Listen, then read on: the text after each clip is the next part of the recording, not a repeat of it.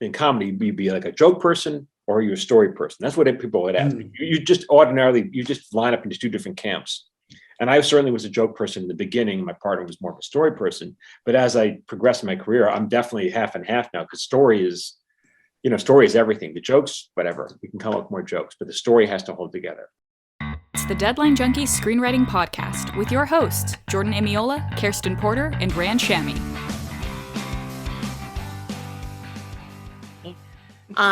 And this is where I have to give credit to Jenny Ehrman, right? This is why you want a fantastic showrunner with a really clear voice, because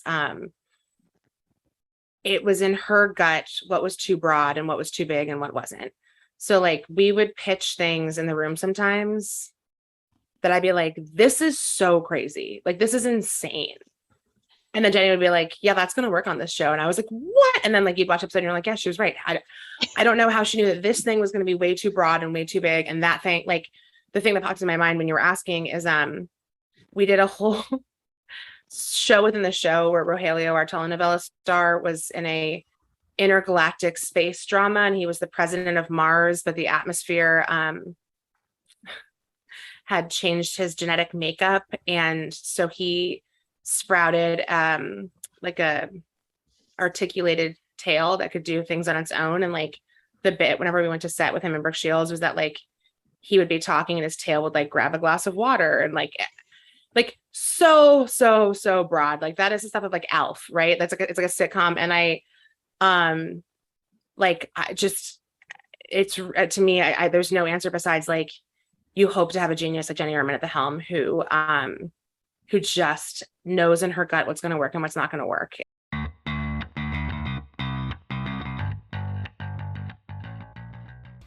So you worked with a ton of showrunners, like 13, 14 different shows. Do you have a favorite showrunner, or do you have any like advice from a showrunner you've learned that you've kind of kept with you? I've learned from so many great showrunners, Steve Levitan, Chris Lloyd, and Greg Daniels are some of the bigger ones. And you can learn, I kept a book. Here it is. I got my book. Here's my book. And I would just, every time I learn something, I write it down. And so, yeah, they all have a different way of approaching story, but very thoughtfully.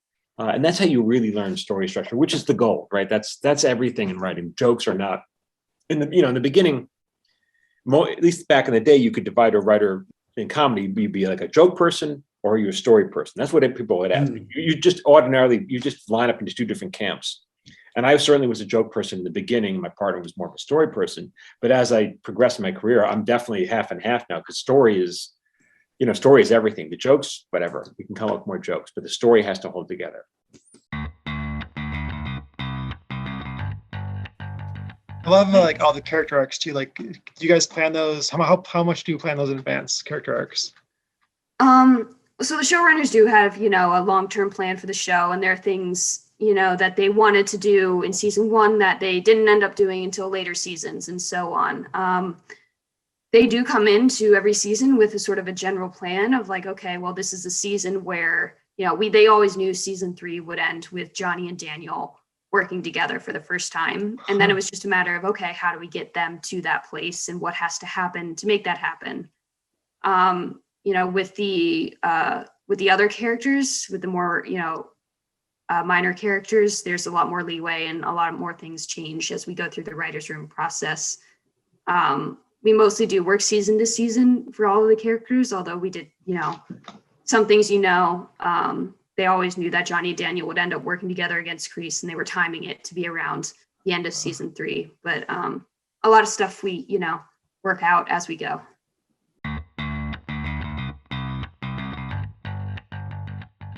I really love hearing showrunning advice. I would like, do you have any best advice from Jenny? From Jenny, yeah. It's funny. One time I pulled out a piece of advice that Jenny gave me in an interview with Mark Cherry. Mark Cherry wrote it down, and I was like, yeah, Jenny's a genius. And it was this. I remember talking to Jenny about, I must have been in my season 2 staffing meeting for Jane, about season 1 and how much I loved it, and how all the characters were so nuanced and whatever. And Jenny gave this piece of advice that has this has now just become a Jenny Ehrman fan podcast. Welcome, friends. We've got stationery. Jenny said, I do a pass on every script from every character's point of view. And that way I know that, because it's important to me that the villains think of themselves as the hero of the story, right? And like Petra, who was so evil season 1, everything Petra does has to be because she thinks this is her story and she's the hero, and it has to make sense in the context of her acting in what would be the heroic way in the story in her head. And if you get to a moment where they're just being evil for drama's sake, or because it helps your main character, or because it pushes your story along, that's when it begins to feel inauthentic. And that's when it begins to, not work. And so sometimes it's painful because you have to go back to the writer's room and say, like, this thing that made Jane's story really work well isn't ringing true to me. And we need to find out a different way, a different obstacle to throw Jane, because Petra being evil for no reason isn't a good enough reason.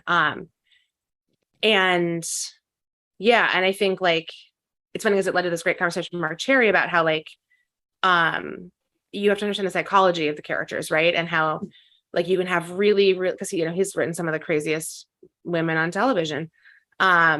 And he said part of what informed that for him was talking to his friend who was a psychiatrist or psychologist or something, who said, people who are struggling with mental health issues don't ever think that they're crazy, and it always makes sense in their heads. And that's in a sort of more upsetting ways, someone who struggles with mental health issues and believes that all of my actions make sense.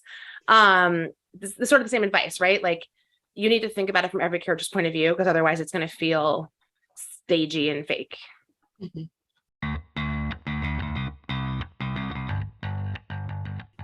So Hugh, you've worked on a lot of shows. Which would you say is your favorite, and what made it your favorite?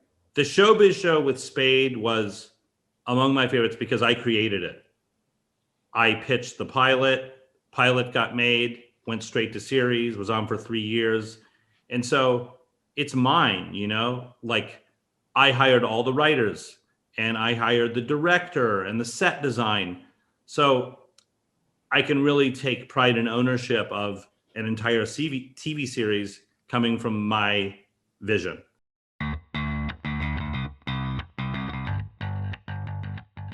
Yeah. Can we talk about some of the process on Zoe? For instance, how much time does the room spend breaking an episode? How long does each writer have to turn around the script, etc.? Yeah, so I think, it's just, I guess things might have been a little bit different this season because of the Zoom room. I feel like I'm like, with COVID brain, like, I can barely remember what, like, season 1 was like in comparison, but just, like, to speak about what season 2 was like that we just completed. So the whole room, and it was an incredible room of writers. I feel like I would want to start just by saying that. I cannot say that enough. From Austin, everyone on staff was so talented, so wonderful, so warm. Like, it was really a great mix of people. And I think, I've heard that that's rare, but I've been lucky just in working on Zoe's to only have, like, our first season staff was incredible and our second season staff was incredible. So I've just been lucky to sort of get to work with such talented people. And so you put all those brains together, and Austin came into the season with a very clear blueprint for what he wanted where he wanted the story to go. And he knew the end of the season, which I will not spoil, but he knew it walking into the room. So, there's certain things that you map out. And he kind of gave us all his benchmarks and all his ideas. And we knew we had 13 episodes, which is nice to know because you can sort of start breaking, where things land.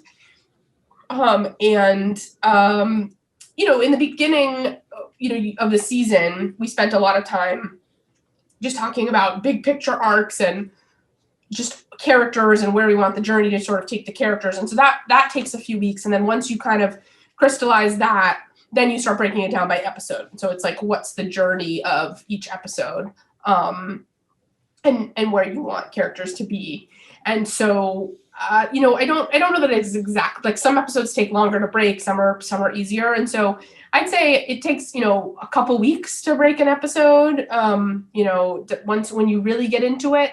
And then the process would be that we would break it in really broad strokes. And then right around that time, it was pretty clear who was writing each episode. And so some staffs are different, but in Zoe's, somebody was the writer of every episode and obviously shepherded it and became the voice of that episode. But it is a collaborative art. So like everyone's sort of involved in the whole thing. And that's what is so fun about writing in a writer's room versus when you're just writing a pilot by yourself and you have no one to like beat a joke with, like having, 10 great brains. I think everybody contributed to every, episode, but at the same time, then I can totally tell, who is the writer, like who put their spin on certain things. And I think I wrote the 8th episode, which is the second one back from the break. And I think there are certain things that if you know me or Cruel Musical, like you'll just know, like this is very me, which is wonderful. And then at the same time, there's incredible jokes and things Austin wrote and stuff in the episode that is just the benefit of working on such a good show. So once an episode gets broken, you do a story area document, which sometimes is an actual document. For us this season, because it's a second season show and their comfort with Austin, he would just pitch it verbally to the network in the studio. And so we would write it like a traditional document, but he would just pitch it orally. And then he'd get their, any notes, but usually that was pretty simple process. And then you write an outline. And, at that point in the room, we had certain specific systems, which I won't bore you with, but the way that the way you do an outline, like there's a vernacular within the room and the way Austin's preferences of what he wanted to see in an outline. And, a lot of things that might be interesting to a viewer or a fan. Every episode is about Zoe. It's Zoe's extraordinary playlist. So I felt like we were always at our best when we were trying to figure out what's happening to Zoe and where her head's at and what's her journey. So a lot of the time that was where the outlines really stemmed from. And then you break it down like pretty specifically. Our outlines were around 13 pages, 14 pages. So, you don't get into all the jokes and all the dialogue, but you do have some in an outline and you do have a lot of specificity.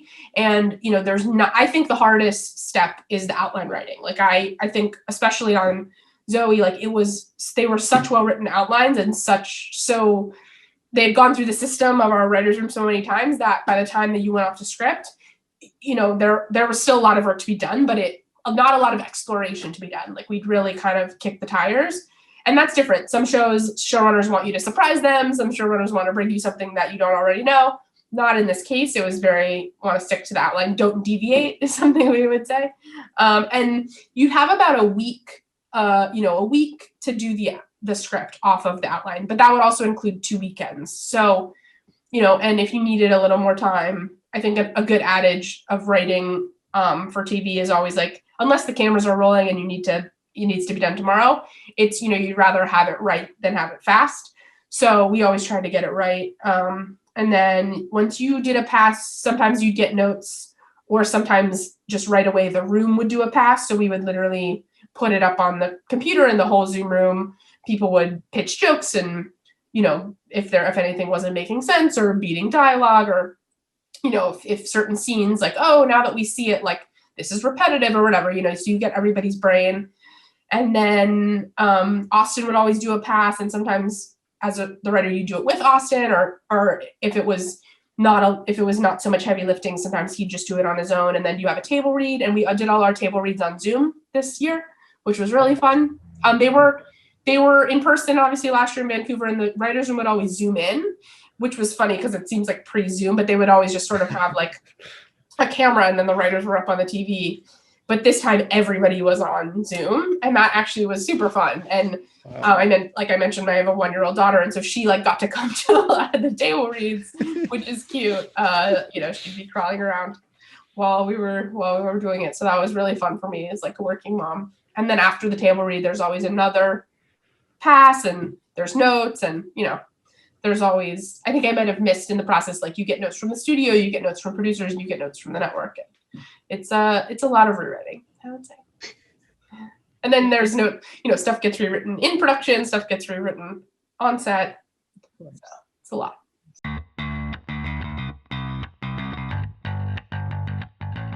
Well, last time we talked, you said make sure you have people you want to hang out with. Can you talk about your relationship with Chris Harris, your friendship? Oh, I hate Chris. Oh, Chris is the worst. Yes, I think because when I was hired as a writer's assistant on How I Met Your Mother, I don't think I was the most qualified for the job. But the person hiring me basically told me it came down to you and like one or two other people, and I was definitely not the most qualified. But she was like, I kind of pictured who I'd want to hang out in the room with at like when it's 11 o'clock and you don't want to be there anymore, and you won. So congratulations! Don't screw me on this. If you don't like the people you're working with, especially Chris, who now I've been working with for 2.5 years straight on this, and I don't think I'm exaggerating when I say I text him probably once a day, if not once every other day, about something inane. You have to have a friendly, sort of playful relationship with these people. Otherwise, you're just going to go crazy. Like you can't. But I don't know. I haven't worked with many people who are just like ornery or like cantankerous. Like those people have kind of been weeded out as far as I can tell. Like I'm sure there's still a couple running around, but I haven't worked with any of them. All the people I've worked with now are very sweet and funny and friendly, because nobody wants. I think people have realized that it's just sort of, it's not fun to work with those people. And there's so many talented people who aren't mean that it's like, okay, well, I don't think we need this guy anymore. And it's always a guy. I think I'm okay gender stereotyping there. It's always the guy that's the jerk. But Chris is like super smart, super funny, and I'm very lucky to be attached to his coattails. And I think he raises my quote quite a bit because he's very good. And they don't have to pay me as much as him, but they have to get close.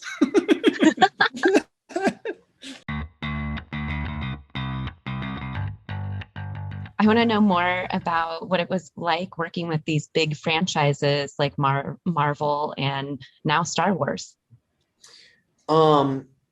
It's been a pleasure. I mean, it's, I guess you would think it would maybe be, I mean, it was terrifying at first. I mean, I was absolutely, terrified every day. I was like, so it's been great. But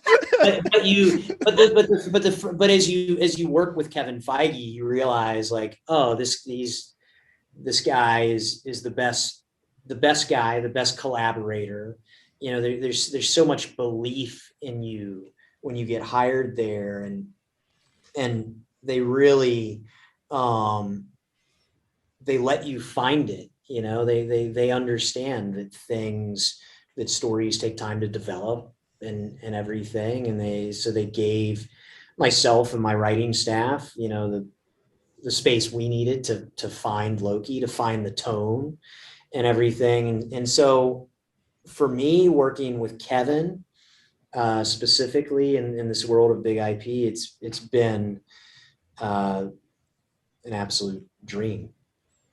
Nice. So did you find that you had a lot of creative freedom and that you weren't faced with a lot of restrictions? Well, look at, there's a character named Alligator Loki. Yes. Yeah. Yes. Look no further than that to see how little restrictions I had. That isn't something from a comic book. That's from your mind. That was just my own stupid idea. Oh, good. They do allow stupid ideas. Yeah. You can find these podcast episodes in full on my website at www.jordanemiola.com. Subscribe, rate, and review for more episodes. Thanks for watching the Deadline Junkies Screenwriting Podcast.